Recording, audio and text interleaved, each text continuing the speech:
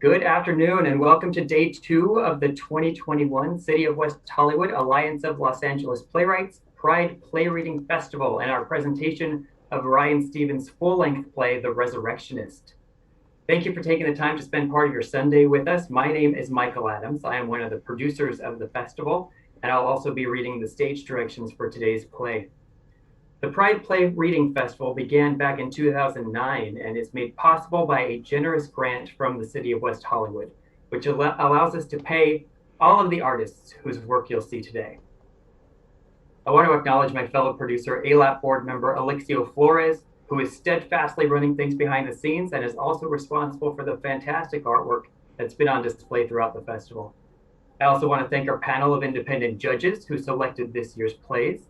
And if you're interested in learning more about our playwrights, including those who were in yesterday's short play presentation, you will find a link to the program in the description on the YouTube or Facebook channel you're viewing. Before we start our presentation today, we have a message from ALAP Board President Mona Miller.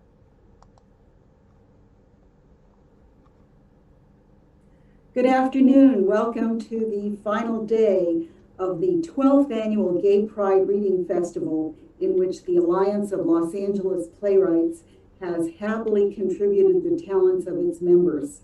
We're so grateful to Mayor Lindsay Horvath and Councilman John Erickson and the City of West Hollywood for its generous grant supporting the One City, One Pride LGBTQ Arts Festival.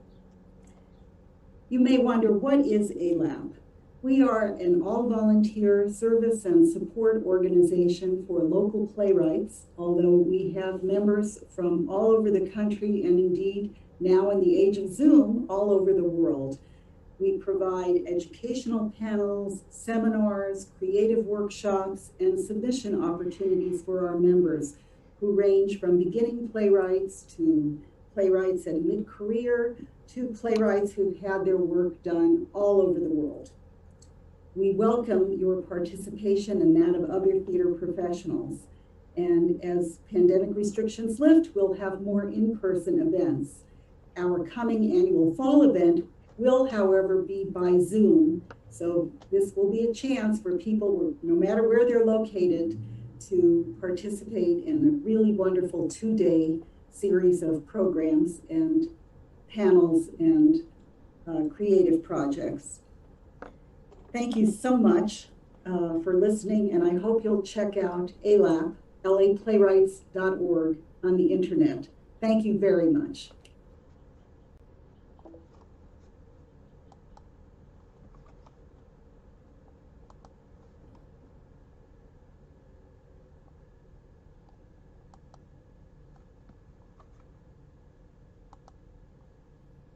The Resurrectionist by Ryan Stevens. Cast of characters: Kit, late 20s, early 30s, resurrectionist. Audrey Dean, late 20s, early 30s, dead.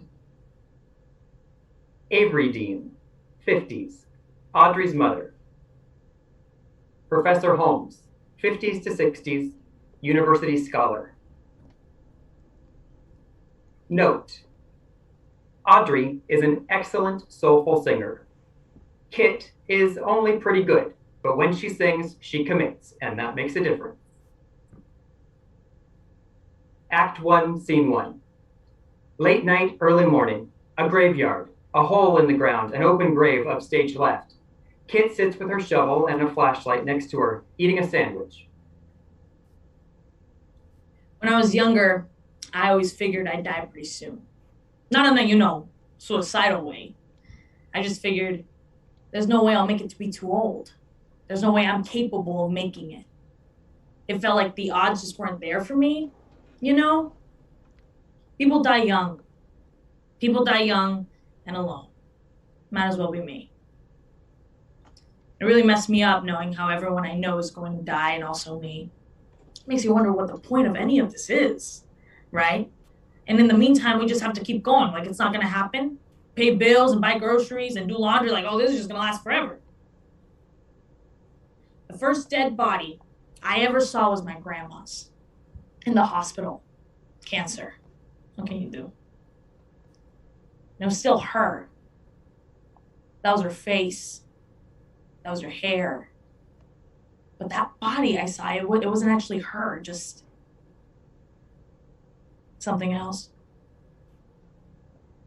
And that something else is what waits for all of us. There's no point in getting attached. Before you know it, this will all be over, so why bother? I mean, nowadays, I see dead people pretty regularly. But, I don't look too long. Resurrectionist is a really cool word, and it's also kind of a huge lie. I don't really resurrect anything. What's dead is going to stay dead in my hands. But it's dead somewhere else. Like, the heart on the back of the ID cards? Is it still a heart? It was when I got my ID. That signifies being an organ donor. Or maybe, you sold your body to science. Or maybe somebody else sold it. A lot of uses for a body. In any of these cases, sometimes scientists do studies and they have to bury the bodies for a while under controlled conditions. And what goes down has to come up. So someone's got to go dig up that buried treasure. Sometimes it's not just for science, though. Sometimes a body just gets buried incorrectly. It's supposed to be cremated in the wrong plot, stuff like that. A lot of maybes, a lot of reasons, all of them weird, and all of them giving me work. Oh, I lie, It's not exactly a glamorous job by any definition, but it pays. And I get to go out at night and sleep in the day, 2 settings I very much enjoy. What I do is legal. Kind of gross, niche, but totally legal. The job of resurrectionist was not always so allowed. Back when we didn't know much about our insides, resurrectionists would dig up a corpse and sell it to an anatomy professor or a scientist or whatever for big cheddar. And there were these 2 guys in particular, William Burke and William Hare. Let this be a lesson. Be skeptical of Williams, I guess. They were making a pretty penny for resurrectionists. And they were bringing in bodies faster than the doctor who brought them could cut them up. And his name was Robert Knox, but he's just less interesting. Anyway, the reason Burke and Hare were hip deep in corpse was because they were, let's call it enterprising. For now. See, instead of waiting for the bodies to drop and end up under the earth, they got creative. They killed people who sold their bodies, is what I'm trying to say. I know, it's fucked up. I can proudly say I've never done that, or killed anyone, monetary gain or no. Anyway, they kind of gave resurrectionists a bad name, if you can believe it. I don't know who to kill for that kind of money I make. And don't know who else would seek a dead body out. All this to say, working with the dead all day, your mind tends to wander. I mean, it kind of has to. And I like this job for the exercise and for the quiet. And the quiet is particularly, well,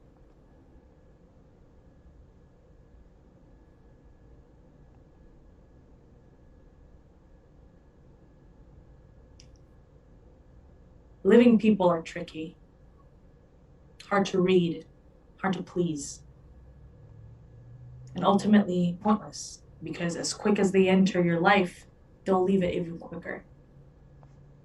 That's how it feels anyway. I'm terrible at names, but people don't find out very often because I never see people enough to get caught forgetting them. These folks around here, they don't seem to mind, and they're not going anywhere unless I take them.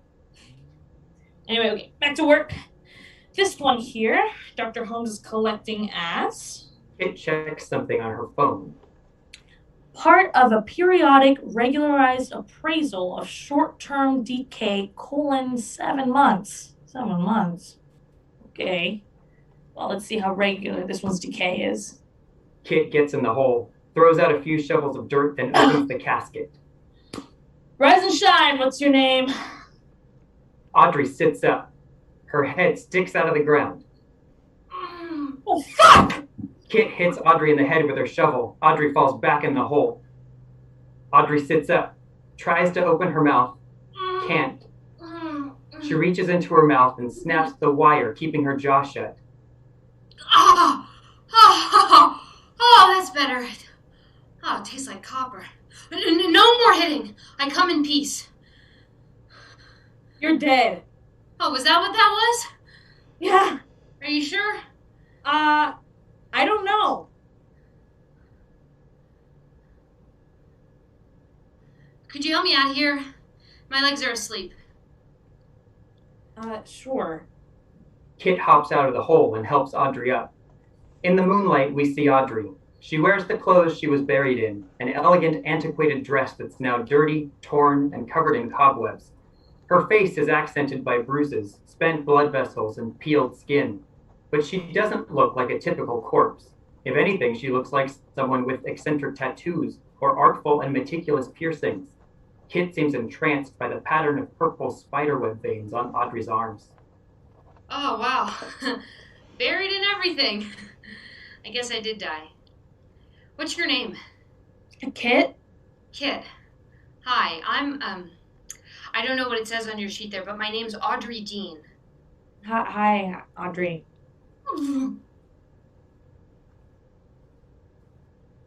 You okay? Oh, yeah. Yeah.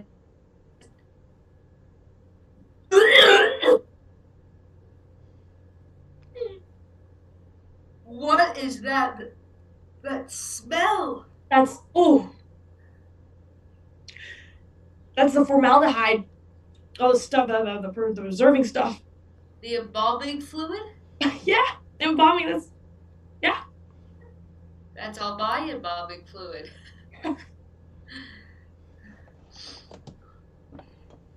Thanks for waking me up, Kit. Yeah. No problem. In scene transition, Kit closes the hole. Scene 2. Avery Dean, Audrey's mother, sits at a table in a cafe and drinks a demi-tasse. When my child was a baby, we could not sleep in stillness. I would turn my back to the crib, confident that bedtime was done, and then suddenly, screaming bloody murder. We'd have to load her into the car and drive around for half an hour, however long it took. The rhythm of the movement would finally bring some rest. Heaven alone who knows how I came up with that, but that's what it took for a while. Eventually, we got used to sleeping all in one place. And then when middle school came, the kid didn't want to sleep on the bed I'd bought anymore. The bed had been converted into a table. It was just covered in books and her toys and all that. The kid slept on the floor, and not in a sleeping bag or anything, just wrapped up in some blankets in the corner. At one point, and this does not make me feel proud to say, at one point I let my temper get the best of me. "This is weird," I shouted. "Sleeping like this is weird. Do not be a weird child." And I got what I wanted. My kid slept in the bed I paid for again. You may think, was that enough, Avery? Did that make you happy? Of course it didn't. We disagreed a lot. What do you expect? Any parent not expecting to argue with their child is a damned fool. They are a different human being. You have no idea what is going to be in that brain in a day, month, 10 years. Children are a mystery, and we are fools for thinking we can predict them, just because they share some genetic hokum. Mountains are always mountains, but good luck climbing the Rockies or the mouth of the Alps. I do not hold anything against my child. Why would I now? Audrey. Her name was Audrey.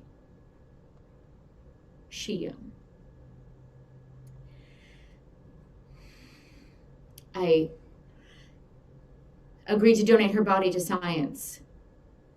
The idea was it would be, noble. And why not? My will says to do the same with my body. I'm of the belief that when one dies, they are no longer present, so her remains are just bones. There's nobody home. What I wouldn't give for another argument. Arguments can be useful. You can learn a lot about how your opposite sees the situation. Arguments can open your mind. What I wouldn't give for another argument. Scene 3.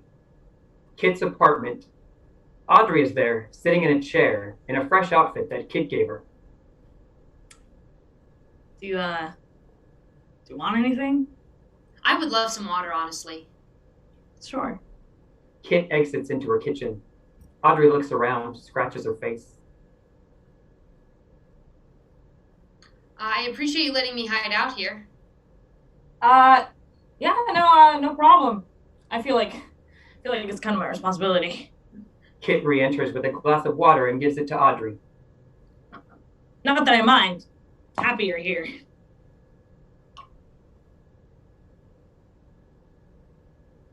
Are you thirsty? Do you need to drink stuff anymore? Hell if I know. I don't think I need to, but it feels nice. Whatever's going on in my insides, I can still feel stuff. They just feel more open-ended. Sure. Yeah, I guess we can keep an eye on it. So, maybe we should. Oh, I'm sorry. No, No, you go first. okay, would you mind telling me why you were digging me up? Oh, yeah, I guess I was more concerned with how you were talking. So, Well, I died, and now I'm here. And maybe that's because of what you did. I mean, all I did was die. It's just another average thing in my life. Everybody dies, but I feel like most people don't do your thing. you got a point. Okay, so I was hired to retrieve your body. You were an organ donor. You gave your to science. So my boss, this guy from the university, Professor Holmes, he pays me to collect you and see how you decayed. Am I valuable? I mean, I do all right. Bodies aren't cheap. Oh, are we all the same to you? I'm just messing with you. Got me. But no, you're definitely not all the same. For obvious reasons, you're gonna stick out of my memory. I bet you say that to all your corpses. Could I get another? Yeah, sure. Yeah, I'm like craving water. I've never craved water before. What is that? Kit goes and gets Audrey more water. Audrey fishes in her mouth, pulls out a tooth. Oh, man. Audrey stands, walks around the stage. We see her trying to figure out how this new body of hers fits together. Kit re-enters and gives her another full glass. You okay in there? Yeah, I must have lost a tooth or something. Thought I was done with that, but I guess it's a day for surprises. I just feel the need to move. These joints are a little cramped. I gotta get the blood flowing, right? Right. Is it? Your blood? I have no idea.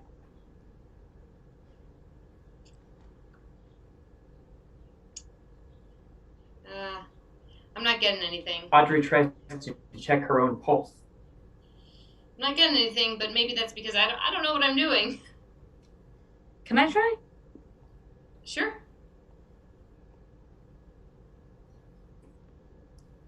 Kit puts two fingers. Huh. Give it to me straight, Doc. How long do I have? The answer might be in the negatives. Yeah, this isn't working here. Let's try. Two fingers on Audrey's neck. There's definitely something. It's not a pulse, because pulse is like pulse. Pulsate? This is just like a vibration. It doesn't stop or start, but it's there. A vibration. Is that good? Honestly, I have no idea what any of this is. They look at each other. Kit pulls her hand back, embarrassed. Sorry. For what? For holding too long. Maybe. Never mind. Thanks for the water. What were you going to ask me? Nothing. No, come on. What was it you were going to ask me? It feels stupid. I feel like everyone's gonna ask you the same thing. No one's asked me yet. So ask. What was it like? Being dead? I didn't mind it. I didn't love it, but it could have been worse. Where did you go? I can't remember, actually. There's a sensation that I sort of feel, but nothing specific can come into focus. Maybe it's not something you can picture when you're in the living world. Kit realizes she's kind of staring at Audrey's hands. Oh, neat. Neat. Scene 4. Professor Holmes and Kit in his anatomy lab. Any problems on last night's shift? Not with finding her. Right there, where she was supposed to be. Well, that's good. Yeah. And yet we're still missing one body. Yeah. That would be why I asked if there were any problems. Yeah, I get that. Here's the thing. There were some complications. Complications? How? She's, not coming to you, I'm afraid. Come on, kid. You didn't think to call me? It's just something weird happened. Weird? How? You understand how this impacts the entire study. This goes beyond you or me. The data is going to be incomplete. Look, man, it's it's a weird situation, but she's not in any condition to be dissected. You keep saying it's weird. Elaborate on that. Okay. Yeah, I don't really have the words. You're an intelligent person. You've written lab reports before. Well, I mean, she's definitely dead.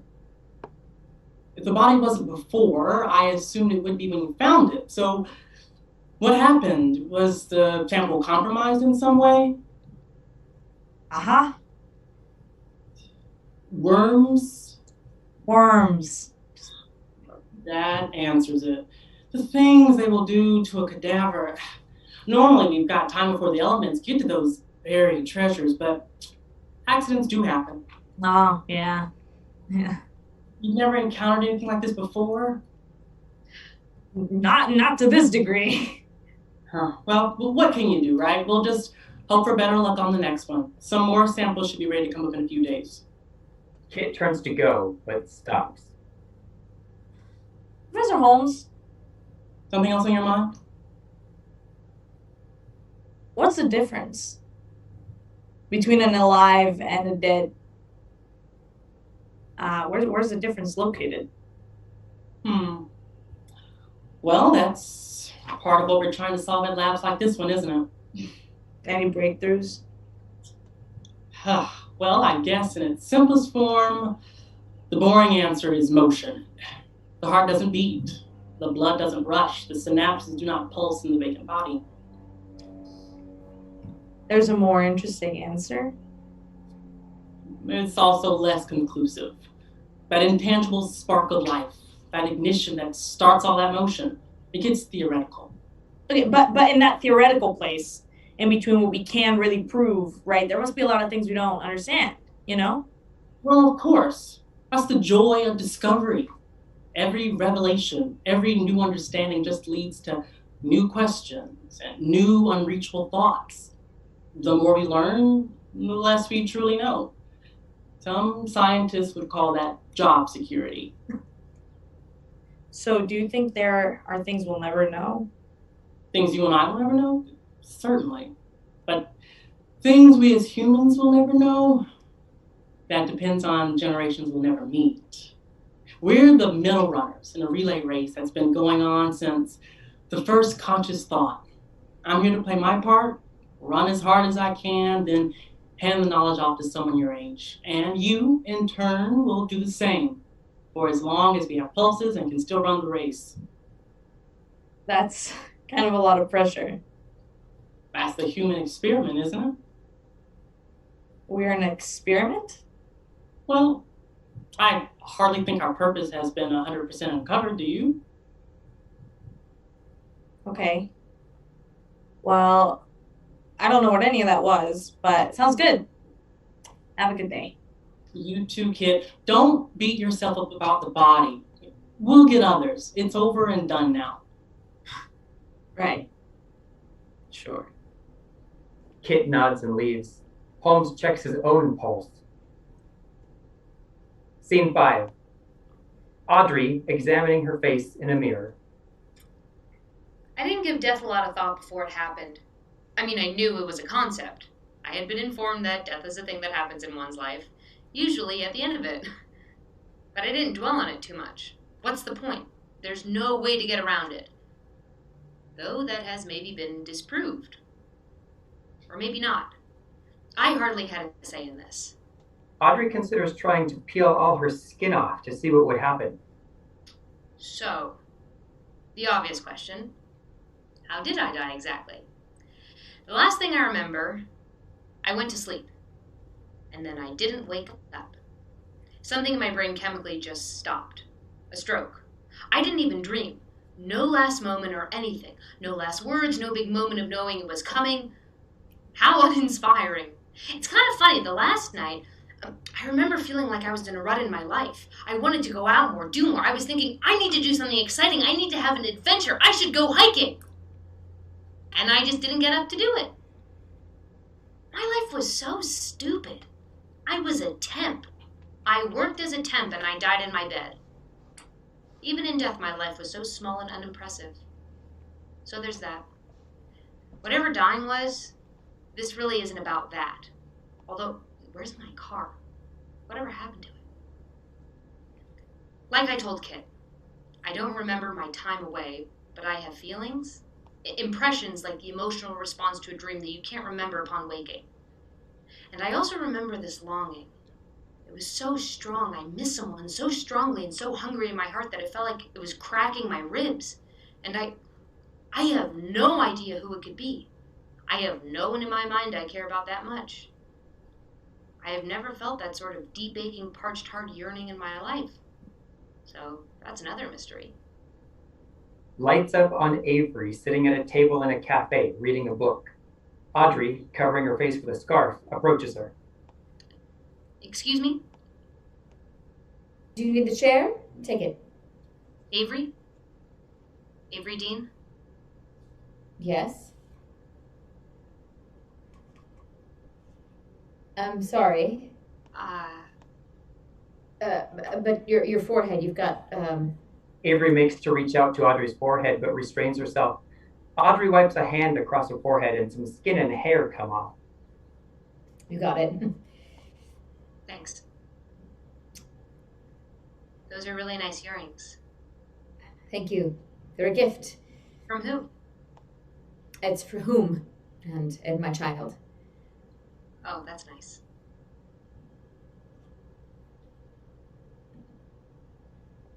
Nope, nothing. Audrey steps away from her mother and the cafe scene, which dims but doesn't disappear. No, that's not totally true. I do feel something. I did miss her. There's a part of me that wants to see her, but this isn't the same ache that pulled me out of the dream world. My mom and I didn't talk a ton before, and I wanted to, but I didn't. So as awkward as that looked, it's actually one of the more normal things I've done since waking up. And for what it's worth, I want to say more to her. I want to show her my face, but I want it to be a face she'd like to see. This isn't it. Audrey looks back at her mother, then ducks out. Avery sits bolt upright, realization dawning. Audrey? Scene 6. Holmes's lab. Holmes approaches Avery. Mrs. Dean, we actually don't get visitors often, if you can believe it. What can I do for you today? Thank you for meeting me, Professor. This is the facility Audrey's body went to? It was meant to be. You see, there's actually been some complications. Complications with my child's body. You see, Mrs. Dean, there are a lot of variables in our line of work. There are a large number of possibilities. Don't be so delicate. Say the awful things and have them said. The body, yes, it was meant to be a part of the study here, as you may recall. And? But the person I employed to retrieve the specimen... What are you saying? What are you attempting to say? The body could not be retrieved. Is that all you can tell me? Were you expecting something else? Are you saying to me that my child is still buried in the ground? I am so very sorry for your loss. Don't do that. Right. Well, that is all I can tell you, I'm afraid. I wish there was more to say, but there isn't. I'm not sure I believe you. What happened, Professor? I'll get out of your hair as soon as I know. Apparently, The coffin was poorly prepared. I'm told that water and earth and well, worms found their way in, rendered the specimen immovable.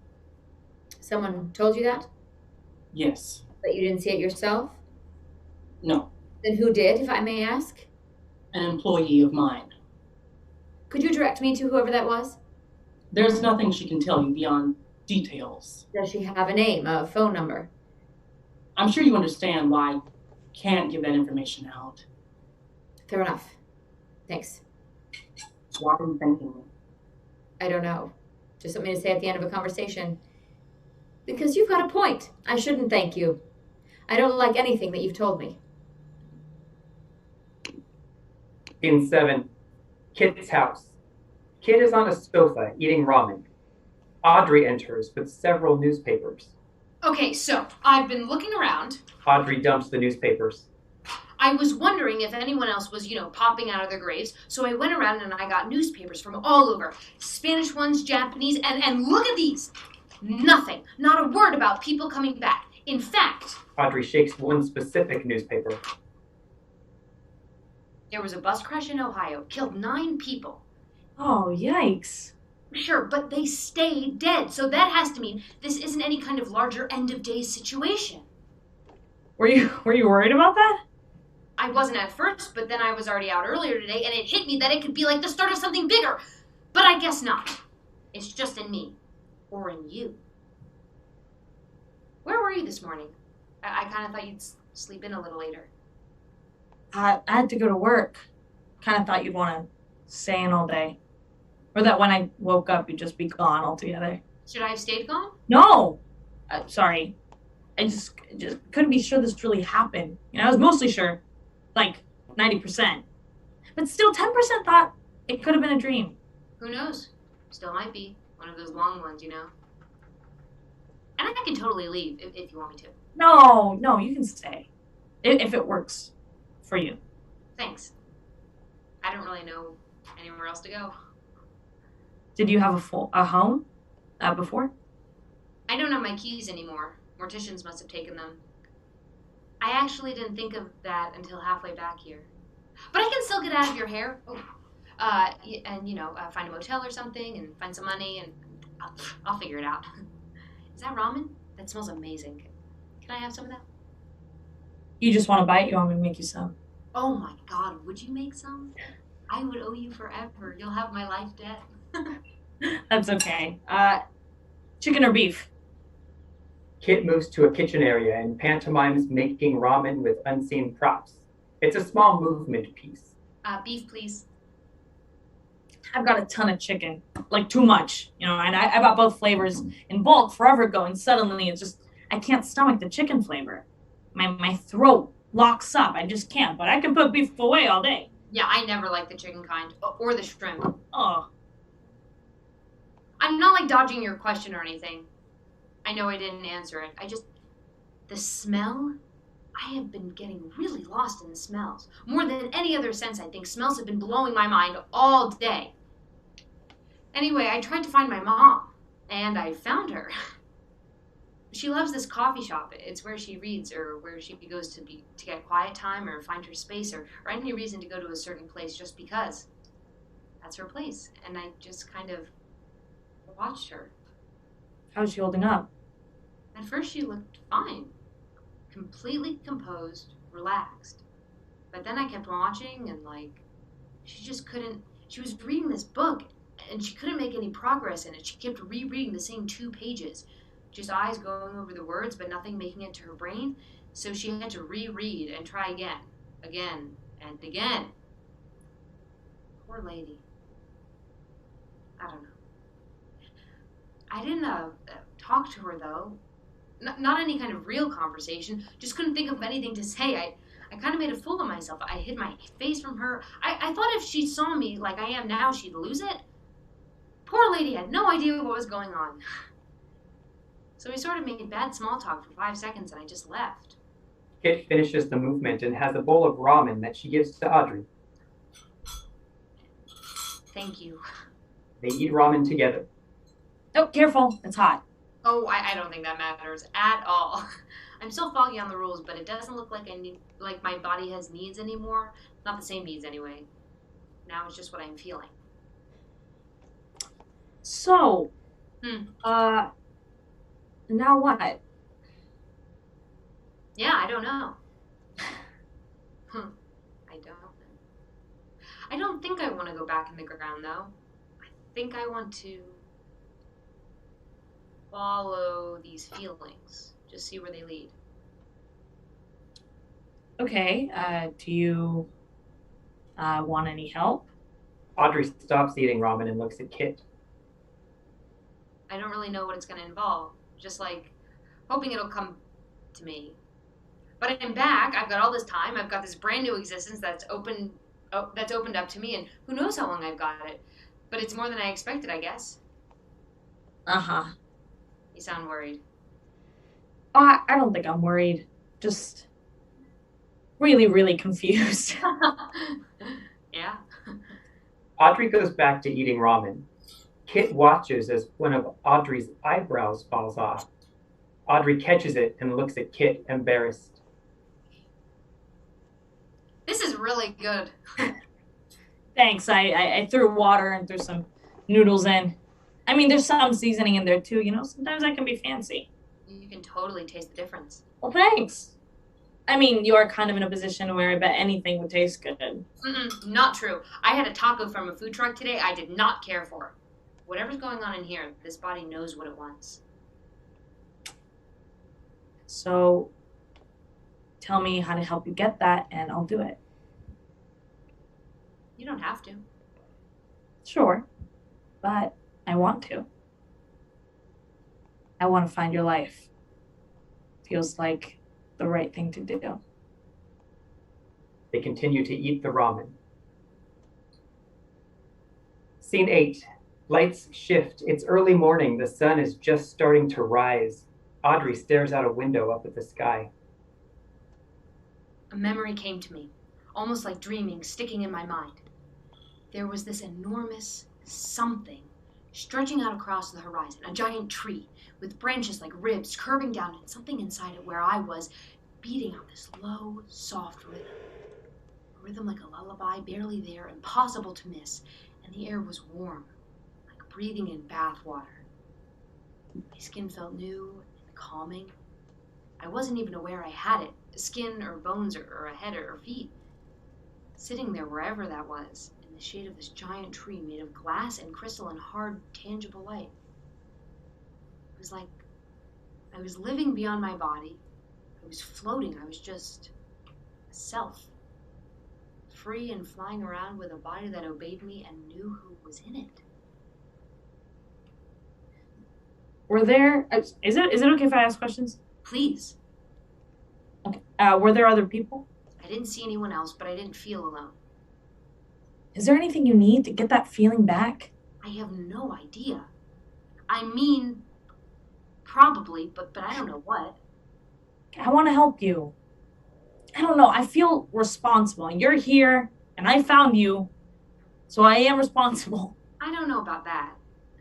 Were you awake before I opened the casket? No. Okay, so maybe I did cause it. Well, I mean, as long as you're here, we might as well get to know each other. Who were you before? And what were you into? Let's see. I'd read books, and I'd go to the lake. I used to get drunk with some people I'd kind of consider friends, rarely. More recently, I'd get high alone. I'd watch movies. I do a lot of that too. That's great. Movies? Sure. I just meant we had stuff in common, which I thought was nice. I assume that was a given. Do you want to reach out to any of those friends of yours? Not really. I hadn't spoken to most of them in a real way since a while ago. So I don't have anything to say, I guess. I doubt they know I was gone, and I doubt it would matter much to see them. Oh, okay. What kind of music do you like? Ooh, most kinds. That doesn't tell me a lot. Who's your favorite? The Pixies? Oh, you're a 90s kid. Yeah. I mean, I don't know. There's a lot of good stuff then. And before. And since. I listen to different stuff. Do you like country music? I don't really know much. I love it. Really? Oh, yeah, yeah. You have no idea. I put on like old bluegrass and get blazed and just watch the stars. Guess I need to listen to some. Listen to the Carter Family. It's some of the saddest stuff in the world. You'll love it. I thought country music was happy. A bunch of yeehaw type stuff. Sometimes, sure. And sometimes it's the purest sound of being lonely and missing someone and having regrets. God, I love it. It does sound pretty good. Oh, it's the best. You know Lost Highway? I don't think I do. Okay, get ready. Well, now I'm hyping it up too much. Okay, anyway. I'm a rolling stone, all alone and lost. For a life of sin, I've paid the cost. When I pass by, all the people say, just another guy on the lost highway. Just a deck of cards and a jug of wine. Woman's lies makes a life like mine. Oh, the day we met, I went astray. Started rolling down that lost highway.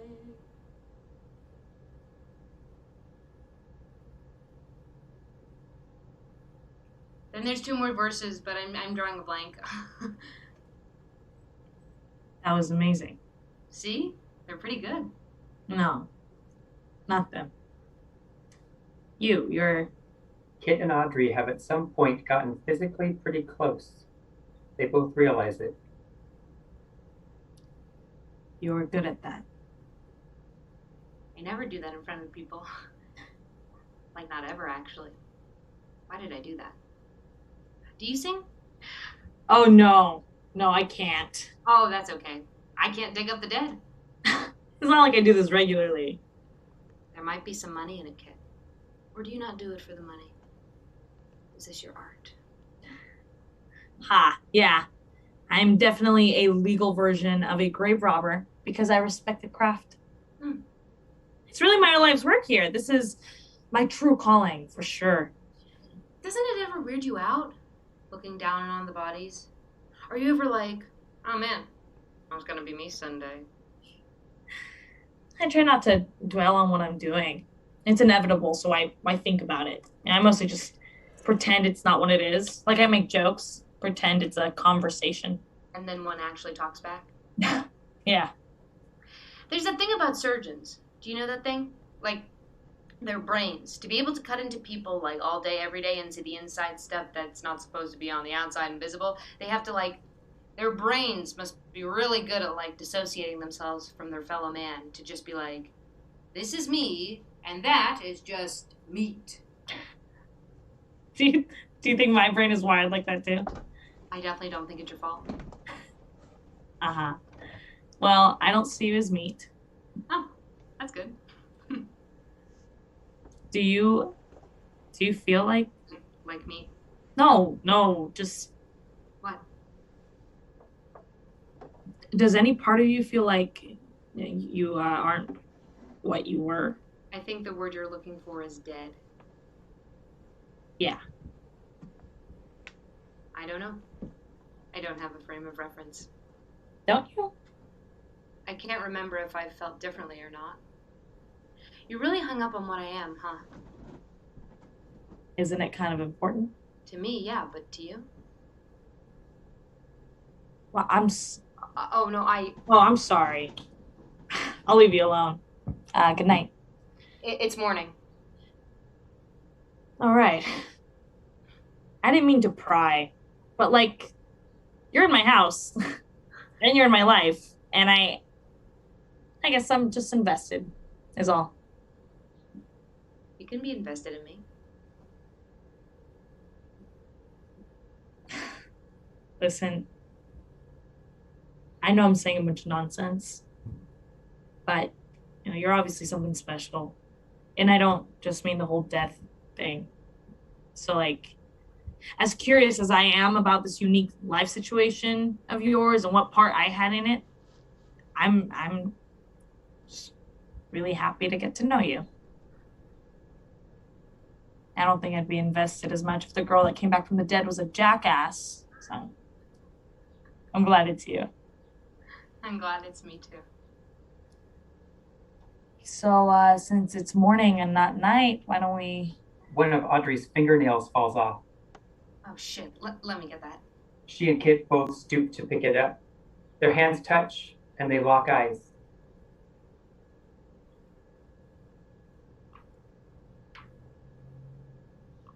Scene 9. Holmes enters. Let's get back to the first principles. Variables can pile up if we aren't careful. What Kit brought up regarding the tangible proof of life. Well, we were talking about the soul, though I don't think we ever said the word. A soul is, by definition, immaterial. But isn't energy? We can't touch thought, yet thought exists. And if it doesn't, then what have I been doing all this time? We can't weigh identity on a scale. Life is made of material, blood, organs, muscles, mass, and life is powered by the immaterial, breath, thought, willpower, spirit. So much of science is, the more advanced you get, speculative, even on things that are proven. We know certain things about the universe on an atomic level, subatomic even. We know these things because they have not yet been disproven. Matters of the soul, the way the body inhabits everything we are, whatever that may be. This is, yet again, only known insofar as our understanding has not been disproven. Yet, the good news is, that means there will always be more to discover. The bad news is, sometimes we are bound by our previous understanding, and that fealty to what we think we know can blind us. Harmonic patterns, a nautilus shell, the curl of an aloe flower, a galaxy, a hurricane, this Fibonacci spiral endlessly outward and into something else, fractals and tree branches, and blood vessels, and cracks in ice. Who is reusing all this material? They're all just paths to the same end. We feed the earth that fed us.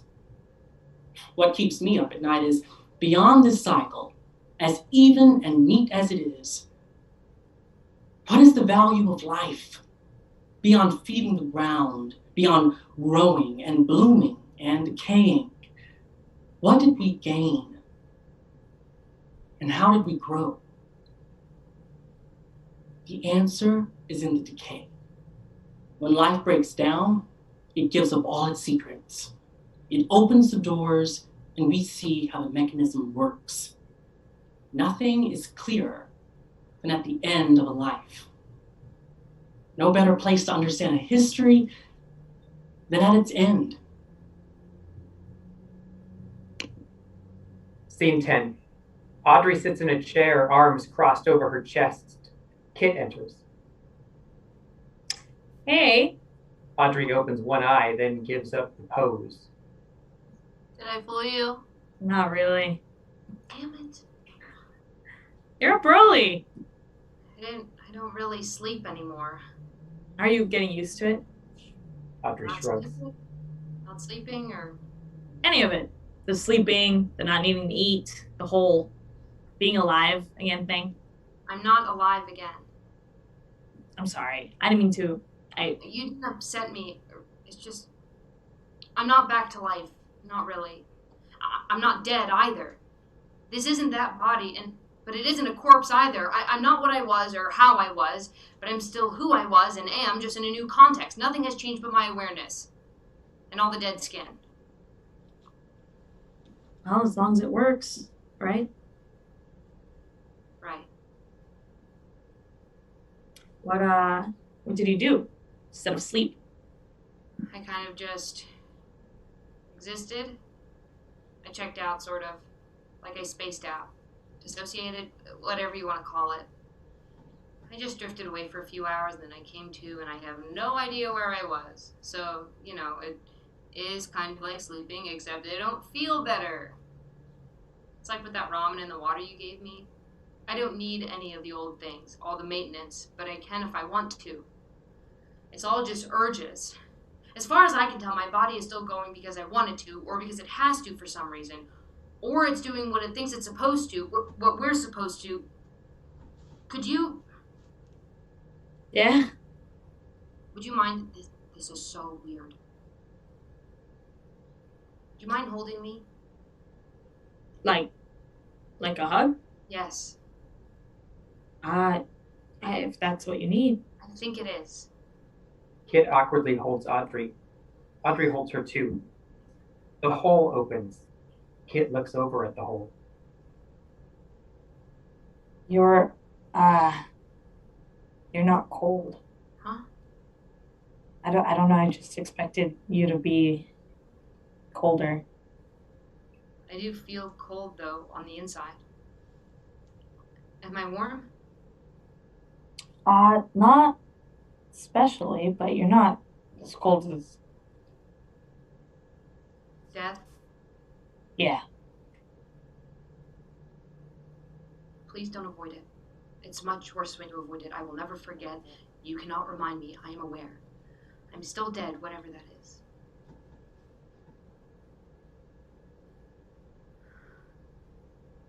Thank you.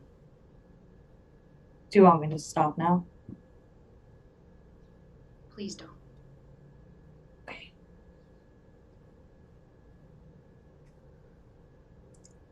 Is this helping? Yes, Okay, I don't want to hold on too long, so just let me know. I will.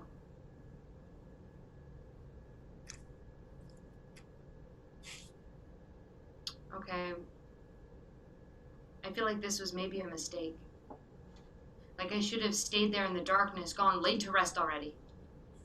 Am I going to have to do this all over again now? There's that saying, you die 2 deaths. The first when your body dies, and the second when your name is said for the last time. It's only supposed to be those 2. I was already at least half done, maybe all the way, who knows? I was just me. And I had my little life, and I died my little death, and that was that. But now, what is there to do? What is the point of coming back? What does my life matter? What am I supposed to do with this? And I've got you all mixed up in this. So what if it wasn't like living the perfect life? And what if I hadn't really figured myself all the way out? If I was gone, I wouldn't have to. Now I'm back. What if I don't go again? What if I'm stuck like this forever and I have to watch everyone I knew wither up and leave like I left? What if I'll never be free from it again? Kit pulls Audrey to her close and kisses her. Audrey is stunned. Then she kisses Kit back.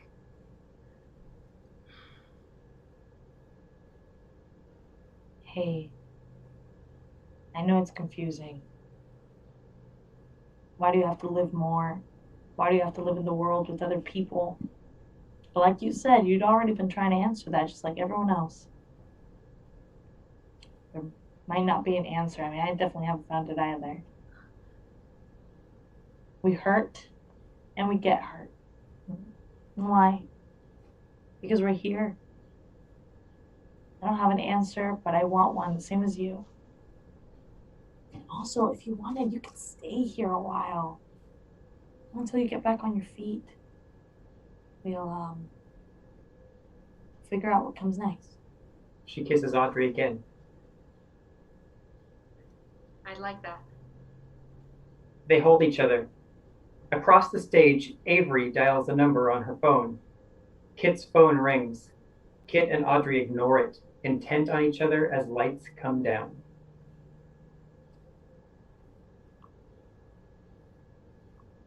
Act 2, Scene 1. The hole is closed. Audrey, alone. Her left hand has lost all of its skin. She puts a glove on over it.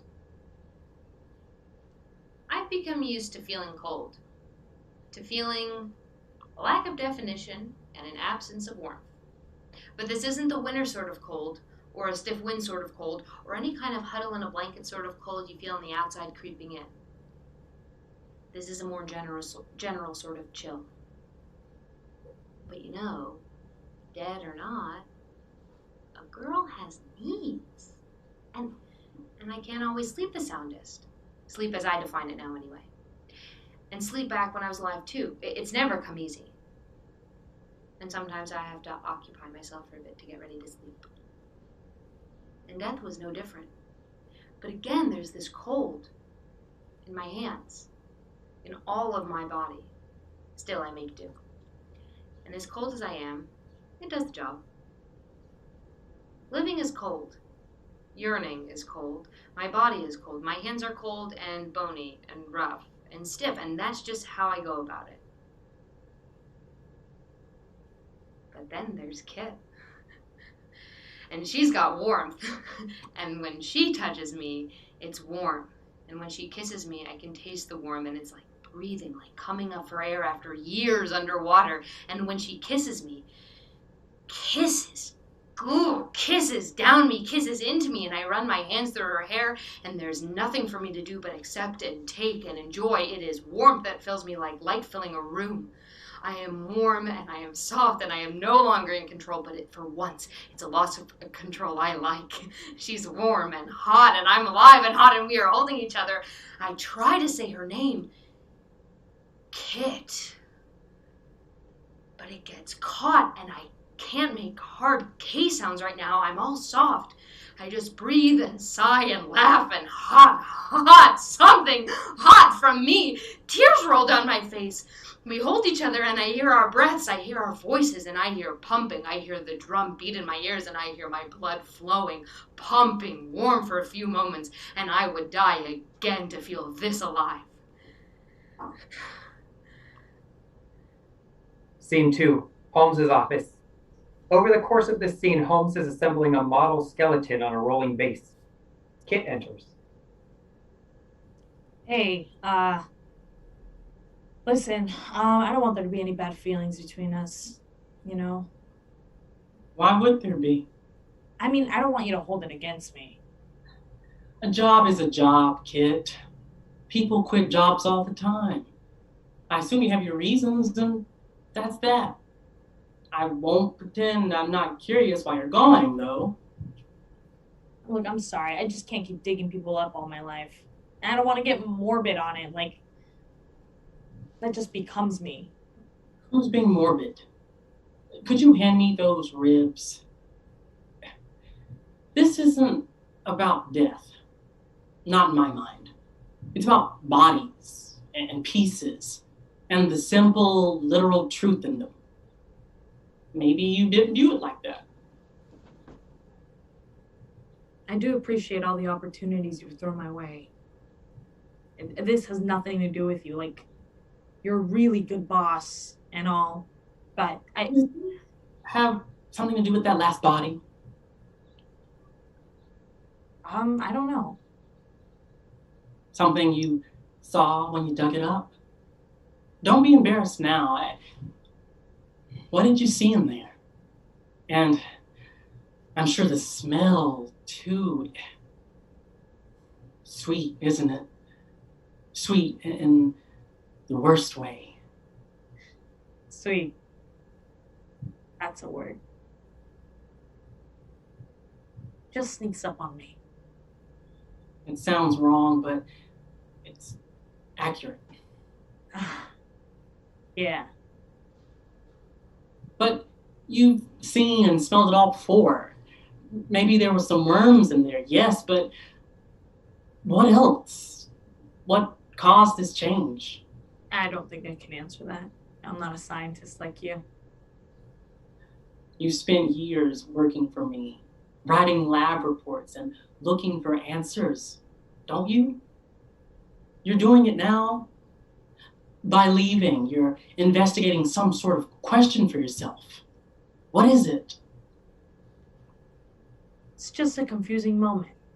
I'm shaking myself loose from this rut. You know, I don't know. Students are meant to graduate. Employees move on. People often enter our lives with the sole purpose of one day leaving them. Think so? I can see you're still uncertain about why you're doing what you're doing. But since I'm not your boss anymore, do you mind if I ask you a personal question? What drew you to this job in the first place? A few things. I like the peace, and I like the quiet. Not like these people. The specimens. Well, they used to be people, and still were people. Still had faces and names, calluses on their hands, but also weren't. And I could see them and imagine the lives they lived. And I could imagine if we had been friends or not. And nothing I said could have hurt them or pushed them away. Kit goes over to the hole and touches the handle. Considers opening it. Doesn't. I don't think I've ever really told anyone about this, but when I was in high school, I faked having a prom date. Like, I didn't have any super close friends, and I didn't ask anyone out, obviously. And no one asked me, so I told my parents someone had asked me. And I let them get me this beautiful, beautiful dress. And I lied, and I said I was going to go over to his house, and we'd take pictures. And then I drove to the movie theater, and I just watched like 4 movies, whatever was playing. I don't remember any of them. And just stared at the screen, going over the details of this plan in my head. And I would Photoshop a picture of myself and some guy in a tux I'd find on the internet. And my parents would never know. I'm sitting there, this huge violet prom dress, tears pouring down my face. I was snotty and smeared makeup. I must have looked like I was haunting the place. But still, I mean, it was easier than admitting I didn't know anyone. And no one knew me. This job was nice. Let me live in some sort of outside of myself. You know, I didn't have to lie to myself. I didn't have to confront any kind of truth or anything. It was nice to know that when I'm dead, my little hole, I still kind of for a while be myself. And someone could dig me up if they didn't put it off and see me still recognizable, and they couldn't tell me to leave or like ask about me, ask about my interests. They were dead and I had the shovel, and that was the relationship. I never thought much about changing that, I guess. And now? I guess I do want to change it. Someone might know me, and I wouldn't mind knowing them. I just want to know someone, and they still be themselves, and I'm still me with her. And like, listen, Professor, I'm not giving up on my life's passion or anything. I just want to spend some time living, man. Yes. It can be tough to remember that. Bone to the skull of the skeleton, finishing it. You know why I teach, Kit? I give a gift. Knowledge. We are told that we should enjoy giving more than receiving. It's a lesson that is rarely reinforced, but it's a good one, don't you think? Even though the gift I give is at best imperfect. Right. That's job security, like you said. Yes, exactly. But imperfect and in progress as it is, I still think we need to admit the simple, literal truth of it. When we die, we're dead. When we go, we're gone. And then we are out of time. It's so simple. It's driven some people to madness. It's driven others to poetry. A joke my mother used to make. She passed away nearly 20 years, may her memory be a blessing. When people's time runs out, it's done. And the bodies aren't people anymore. They are what they used to be. They are the past tense. So if and when you have something you want to do with the time you have, while you still have it, you had better start taking steps now. Tell me something. Do you think it's better to give someone a gift that makes them happy or a gift that they need? I don't know, man. I don't know either. I've enjoyed getting to know you, Kit. I hope we meet again. But before you go, I should tell you. An Avery Dean came in the other day asking about you. Oh, Yes. She wanted to know about her child's body and how it's been used in our study. well, what did you tell her? I told her there had been some complications. I didn't give her your name, but she struck me as a dedicated sort. As an employee for this research institute, your name and information are on public record. Has she tried to contact you? I've gotten a few calls from an unknown number, but I haven't answered them. Never even left a voicemail.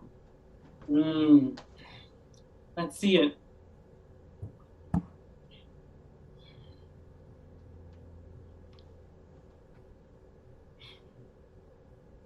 Yep.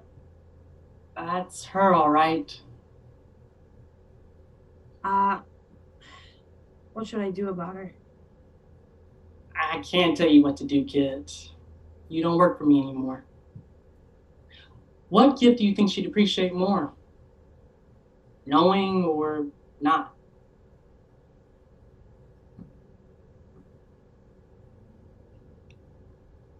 Scene 3. Holmes' skeleton remains on stage. Across from it, Avery enters with an umbrella. Sound of heavy rain. It's not fun to give up. Of course. As a parent, you're not supposed to. For your child, it's believed you are programmed through years of evolution to fight for them, but we aren't always as loyal as the animals we used to be. I once forgot to sign a permission slip for a class trip to a dam. A dam, really? But the kid wanted to go, and through my carelessness, my child could not. I feel some nights that this is the sin out of all of them that will send me to hell, and maybe it should. There wasn't any tantrum, just a full night of resigned tears. It makes sense. To a child's mind, you have missed something your classmates, your friends have seen, and you feel less because of it. I cried too. What was I missing? What made me less? I want you to know, Audrey. I want to know you. If you're there, no. Avery starts to exit, but her phone starts to ring. Kit stands on the other end of the stage on the phone. Is this Avery Dean? Scene 4. Avery and Kit in the same cafe from earlier. Kit approaches Avery. Kit, have a seat, won't you? Hi. You're the girl who dug up my child. Sit. Kit sits across from Avery, stares at her. Avery returns her gaze. Thanks for meeting me. Sorry I missed your calls. Your generation is much more cautious than mine. I answer unknown numbers all the time, and it is usually pretty pointless. Anyway, I think you can guess why I was trying to reach you. I don't expect this conversation to be pleasant, but let's not waste each other's time. Look, Mrs. Dean, I'm so sorry for your loss. I can only imagine what you're going through, and I won't insult you by pretending to. I wish I could have known Audrey during her life. She sounds like a wonderful person. She sounds? And how would you know? I just, from what I've heard from her friends. What friends exactly? Friends of friends. I was very struck by that job that Professor Holmes gave me, so I went looking to get to know her better. My child is dead. Right? Because you are, I suppose, the last person to see the material form. Yes? Uh-huh. Would you tell me about it? What? I won't pretend I'm made of stone. I'm probably going to cry, so be prepared for that. Why? Dug up the grave. Did Holmes tell you? The dead body's mother. Yeah, I'm sorry. I think I should leave. This was a mistake. I'm so sorry. Oh. I think the only outcome here is you getting hurt. I made a mistake, Mrs. Dean. I truly do not know what to tell you here. You deserve more than I can give you. There was a body down in the earth, and it wasn't what I was told it would be. Whatever Audrey is now, whatever you believe in, I gotta believe that she's happy. I hope you believe that too. I shouldn't have gotten your hopes up. You're looking at me like I'm an older dog in the pound. No longer a puppy, no longer able to run around or do tricks or jump into a chair. We used to have a dog, this mountain feist. What am I doing? It's all right. I've got nowhere to be. The hell? The dog was named Chip because he was mostly black, but he had white stomach and a bunch of black spots like a chocolate chips, or at least that was the childlike logic that birthed the name. We were all much younger. Chip could run anywhere, jump on anything. We'd have to hustle into the car to keep him from slipping in. And then he got older and rounder, and his name, Chip, called to mind a potato chip because he was round like a potato. That was the joke in the house. Anyway, I catch myself looking at that old dog with the same face you're looking at me now. You poor old dog. How much do you even want to be here anymore? He passed away the weekend I helped Audrey move into college. Curled up behind an old rocking chair. I knew immediately. I opened the door and I knew. Now I am truly alone in this house. And now, for the past 7 months really, it has been so hard for me to grasp. I am truly, finally alone in the world. Kit stumbles forward and hugs Avery, then releases her and steps back. Was that supposed to be helpful? I guess not. I hope things get better for you. I feel like they kind of have to. Let's hope you're right. You can call me again if you want to. I don't know what I could do, but if it would be helpful, I'll... No, I won't be doing that. Oh. Kit awkwardly exits. Scene 5. Operatic music. Holmes returns, takes the skeleton, and starts to ballroom dance with it. Audrey enters with a scalpel. She removes the glove, and we see she's lost all the fingernails on that hand. As Holmes dances around her and gives this speech, Audrey vivisects herself, perhaps starting with her inner elbow where one would draw blood.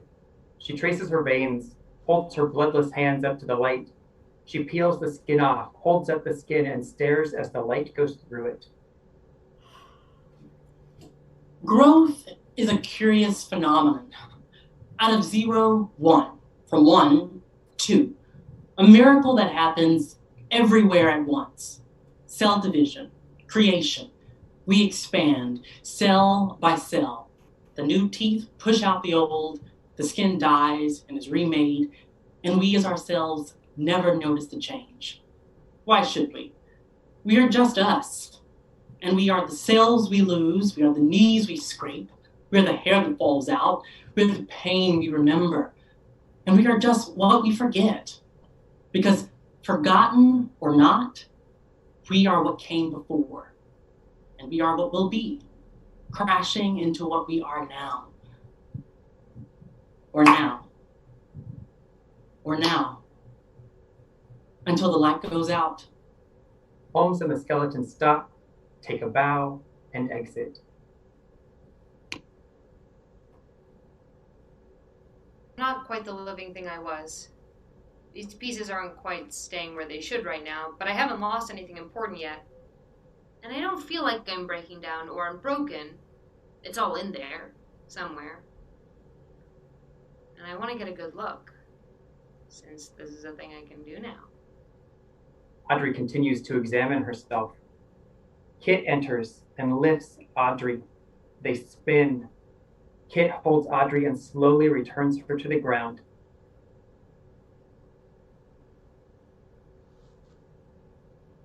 I know what I said before was very nice, and I meant it all. But that doesn't mean I'm all sorted out, you know? I don't know at all what I'm doing now. But all I know is whatever I do, I want it to be with her.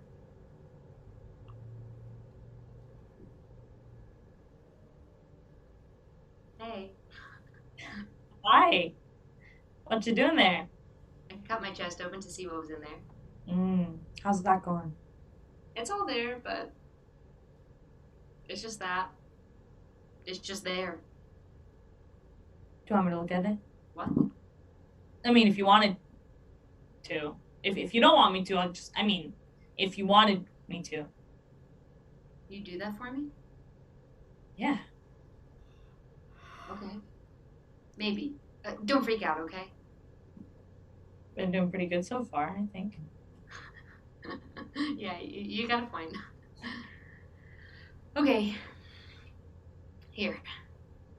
Audrey kisses Kit, takes her by the hand, and guides her into her stomach. Are you freaking out? Not yet. Oh, wow. You good? That feels like a massage. Got all this in me too, huh? What do you see when you look at me, Right now? Guts. other than that? See a person. A really pretty person. They laugh again. Audrey takes Kit's hand and wipes some blood on her own face, too. I see a face. Skin. And under the skin, I can see blood vessels. Here and there. Kit touches a few spots on Audrey's face. I can see a few spots where the skin is pulled back for whatever reason. And only a few spots have exposed subcutaneous tissue, with most breaches of the skin showing dermis and bruising. With no major breaches into organ, necrotic tissue is substantial, not unpleasant. Wow. Technical. Yeah, I've picked up a thing or two. So I've got skin mostly. I also see eyes. Deep, deep eyes. I would have guessed the blood vessels would burst, but no, they're mostly intact. Is that unusual? Oh, what is it right now? Yeah, okay. Nose. Cartilage still maintaining its shape and its integrity. Ears mostly undamaged. Which ear is damaged? The left, a little. I didn't notice. That's good. Probably. Anything else you see? Yeah, there's your mouth.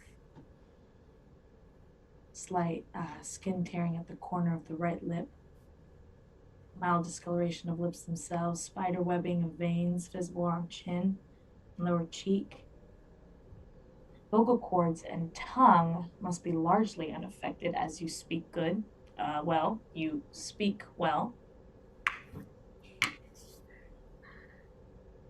These are all just bits and pieces, though. It just doesn't really tell who you are. It's just what you're working with. It's just a body. I only live here. But I am still in it. That's weird, right? And it's weird in a way that's written all over me. Not weird. Just you. What does it feel like seeing me? It feels like the opposite of a mirror. Everything I'm not, but I still recognize something somehow. A lot of Audrey's hair falls out. Oh, Should we worry about that? I don't think so. Okay. I guess let me know if that changes. I already died. Why worry? Kit takes Audrey's hand and puts it on her stomach. I wish I could do the same thing for you. Let you slip into me. Feel everything I've got hidden, bottled up inside. Just hand it all over to you. They kiss again. This might just be what living always was. Maybe I missed it. Yeah, you and me both. Better late than never, huh? Late. Yeah. I was thinking that too. Audrey pulls Kit's hand into her stomach again. Lights down. Scene 6. Late that night. Audrey is curled up on the floor, staring contentedly at the ceiling, quote unquote sleeping. Kit is sprawled on the floor, face illuminated by her laptop. I should be happier right now, right? Okay, hold on. I am happy. I am so happy. I don't know what's going on. Like, this can't be right, right? She can't really feel this way for me. I mean, not when she's a miracle like this. Not when her world is so much bigger and more vivid and full than mine. And she's making room for me. But what have I done to earn that space? I was just at the right place when she woke up. What have I done to deserve this?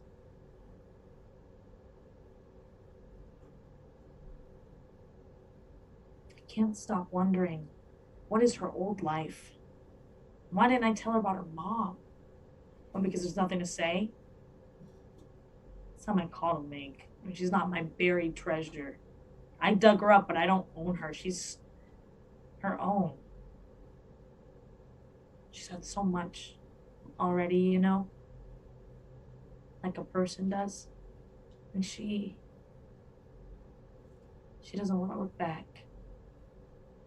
And it's still there. And her, and I know that I'm the only one who's got her on my mind all the time. Kit crosses over to the hole and opens it. She stares down into it. La la la la la la la la la la la la. Well, she might hate this, but hey, digging up old shit, that's got a use. Unpleasant as it might be. That's my business. That's who I am, I guess. This might not be a gift she likes, but I think it's one she needs. Kit stands and Avery appears in her cafe. Scene 7. The cafe. Kit approaches Avery again. There you are. Here I am. Thanks for meeting me again. Tell me, what could make you want to meet me again? I don't have much interest in emotional masochism. So, remember what we talked about last time? Are you serious? Right. That was stupid. I guess you must feel guilty for something beyond your control, and you want to make sure I'm not mad at you, even though we're actually perfect strangers. Don't feel bad. People make that mistake about each other literally all the time. Have you... I'm sorry, I know this is prying. Have you had anyone to talk to about this with? People offered at first, but I wasn't ready. What was there to say? I couldn't form thoughts out of the feeling. By the time I thought maybe I could, people had moved on. So I kept it to myself. You can talk to me if you want. Like you said, we're perfect strangers. What could it hurt? It's past time for all that. I missed my window to grieve out loud. Would you like me to turn over this table, smash some cups against the wall, tear out my skin, and scream my throat raw? I don't know. Could be liberating.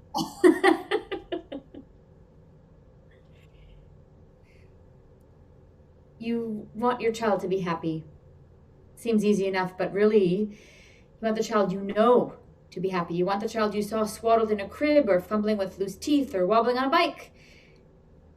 You want the child you know to be happy, It seems like in order to be happy, people have to change. How unkind. I actually believed I saw her the other day. Audrey? Walking around, leaving this very place. You saw her. But I couldn't have, of course. Of course.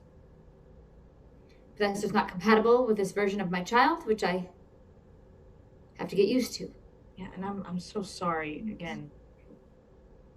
The word sorry is the most infuriating thing I can hear right now. It makes me want to chew glass. What does your sorry get me? Does it get me what I've lost? If there's anything I can do. Why did you call me back? You could have left it alone, but instead you're here again. Something brought you back and it wasn't plain old guilt, so... Tell me what you saw in the ground. Do you really want to hear this? I promise you, I want to. You think the hurt is bad, try the healing. Once the crying has come and gone, once the shock fades to numbness, waking up day after day, still in a world without her. When she was born, I was making a silent promise that one day she would get to live in a world where I was dead, but now I'm a liar and she's gone. There's nothing to say about it or feel about it, just the same memories and the same hurt, so you tell me, please. Pop these scars open as fresh as new so I can feel again. I lied to Professor Holmes. I don't care about him. Mrs. Dean. Avery. I called you again because you're right. I felt guilty. I felt obligated. If you did what I did, if you took that shovel to that grave and you dug, you wouldn't find anything gruesome. You wouldn't find anything at all. And I can tell you that for a fact.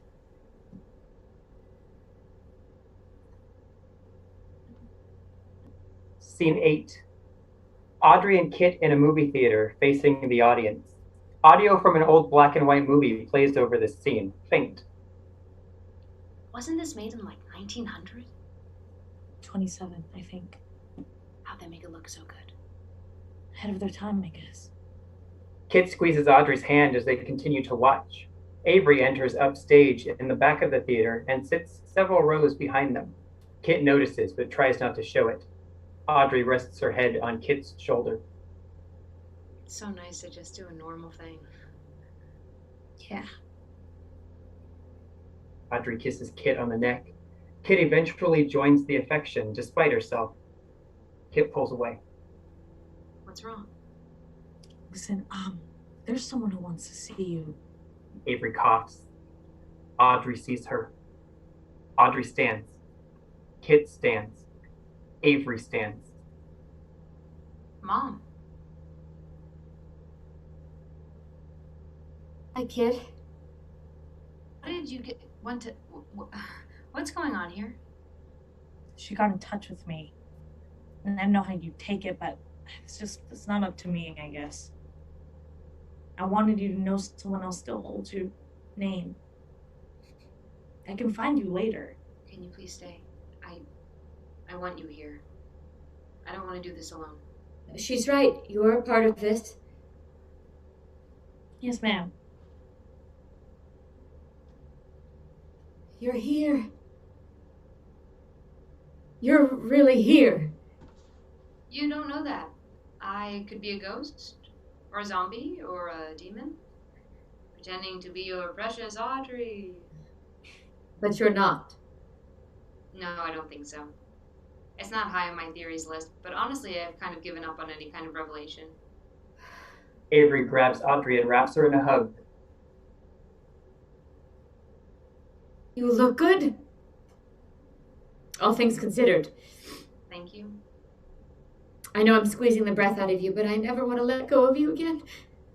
No breath, no worries. Look at you. This is the face I've known since before you could walk. These are the hands that were balled into soft little fists. Look at this scar, it's still here.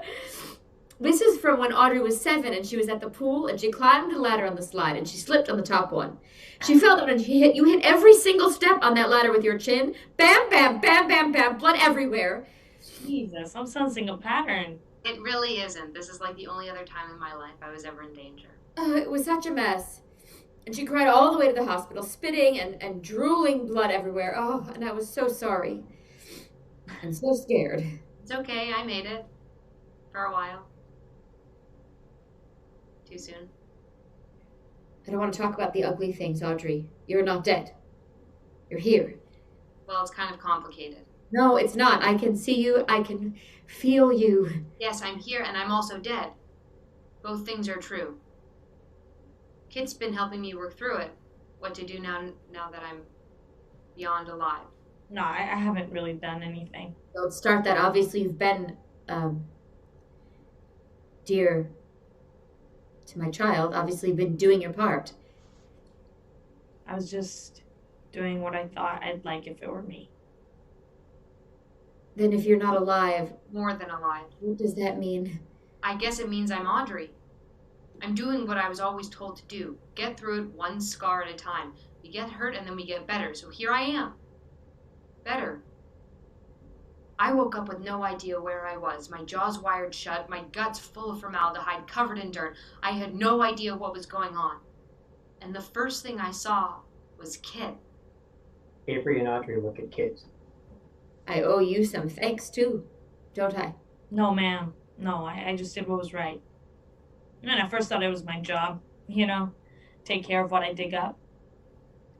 But she's more than that. And life's more than that. I got emotionally invested, There's no way I wouldn't help her.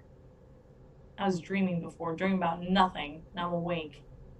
She has that effect. Yeah. You have to understand, I never liked not having the answers, never liked you seeing me unsure. I wanted you to think I could do everything. So when I couldn't understand what was happening, it's not because I didn't want to. I know. Thank you. You don't parent for thanks, Audrey. You do it so someone else gets to build forward. Carry your memory forward on their own terms. Those terms are going to change. I'm still figuring them out, honestly. Aren't we all? Not just for ourselves, but for each other. When I asked Kit to let me speak to you, I needed to know for myself. Now here we are. And my heart is just going to burn up in me. I'm so happy. I just wanted you to know. I love you. I loved being your mother. I loved you awkwardly at times, perhaps angrily, perhaps paranoid that you didn't need me, but I loved you in my own silly way, and I felt you loved me in yours, and it was the greatest gift. It was the greatest gift a human could give another. And I don't know where your life is going to go now, but I know, Audrey, and listen, this is important. You will do things I never dreamed. Avery kisses Audrey on the forehead. Make it sound like you're leaving. Don't be ridiculous. I'll be right here, where I always am. You're the one going away. You have a lot of life to live, and I look forward to hearing how you are when you want to tell me. Thank you. For the life. It was always yours.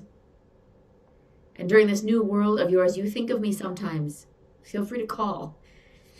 Avery smiles and starts to leave. She stops and puts a hand on Kit's shoulder. Now you have to be there for her. You understand this? Yes, ma'am. Audrey watches her go. The film projector begins again, flashing lights over the stage. Kit approaches Audrey. How do you feel? Good? I think good. You went and found her for me? She found me first, but I knew you might want to see her. I didn't think I did, but maybe you were right. You did that for me. Story. There's still this strange longing, this pull. She didn't feel that, but there's something else in me that feels good now. Resolved. Thanks for doing this. I'd do anything for you. What? What?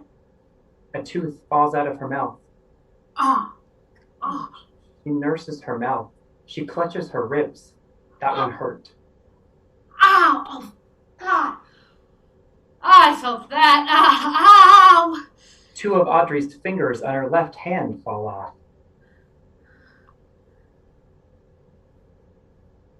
Scene 9. Late night, early morning. Audrey stands near the hole, or perhaps sits on its edge, dangling her feet down. She's lost her left arm by now. Kit sits with her, rubbing her back. Something's giving. I can feel it. Oh, something's loose. I don't get it. Oh, this hurts! Okay, what kind of hurt? How does it feel? Released? Like something in me is stretching and it won't stop. I'm getting lightheaded in my whole body. I'm kind of scared. It's okay. It's okay to be scared. The only thing worse than staying dead is coming back, only to have all the parts fall out from under me until I'm just some toothless head in a jar. Hey, we don't know that. We don't know anything. Yes, exactly. The impossible's been happening to you nonstop. There's no reason to give up now. I won't let anything change this or take it away from us. It's not up to you. It's not up to us. I thought maybe it was my mom. But when we were talking, I kept thinking of you, Kit. How it was all there already. I was already here.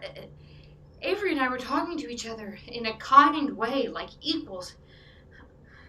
I've wanted that ever since I first tried to come out to her, and it did not go so great. So I have her, and I have you. I have all the support I've ever wanted. Then I felt this something in me just give. Thinking about you and how you made me feel made it give. And what if that's what does me in, saying... Audrey doubles over in pain. You shouldn't have to put up with this. Maybe forever. It's not your job. Hey, I quit my job, okay? And I'm here because I want to be. Here with you. Let me hold you again. She does. You don't have to say it. Because I know, okay? I need to do something. This pain is... Something is pushing through, Kit.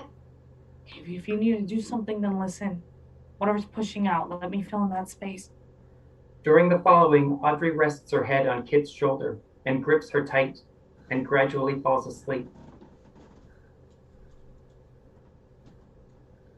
You don't need to say it.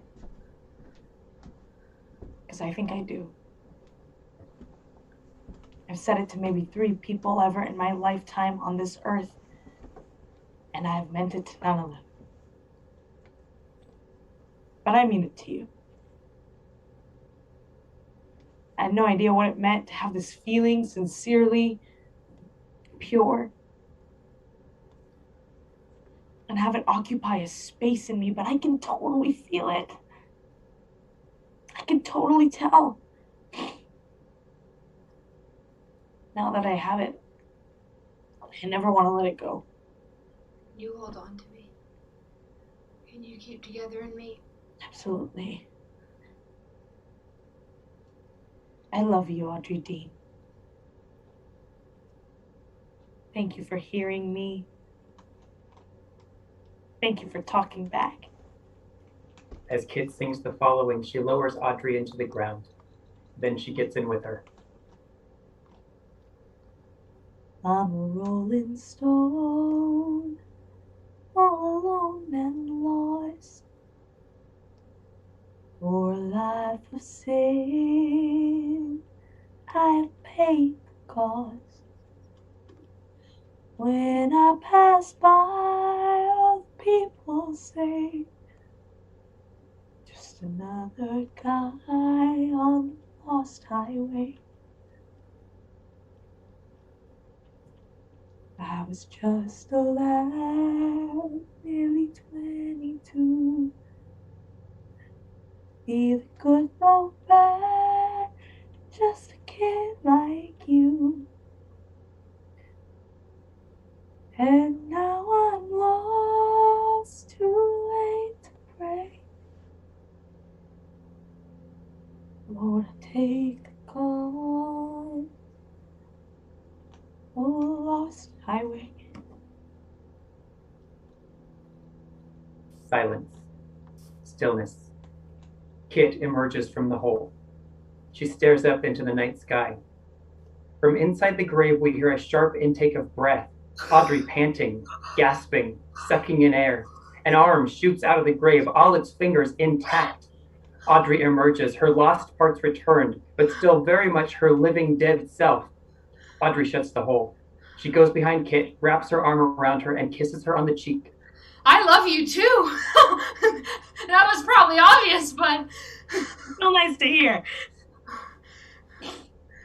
They look down in the grave.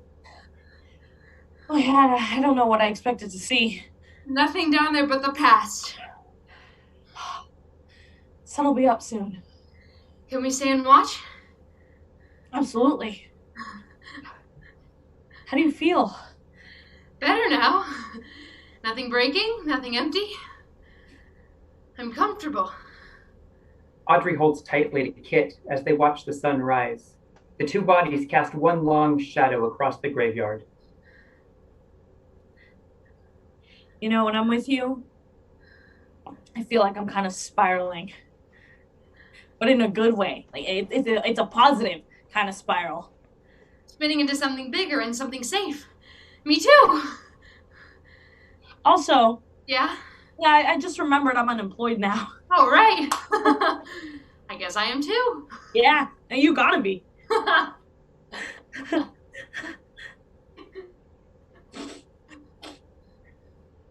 Yeah. Kit runs a hand through Audrey's hair. You might be right. It could be nice being alive.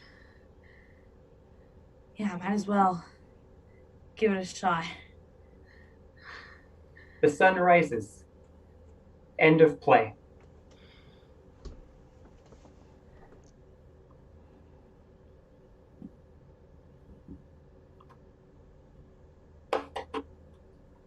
Ryan Stevens, playwright Ryan Stevens, please turn on your camera.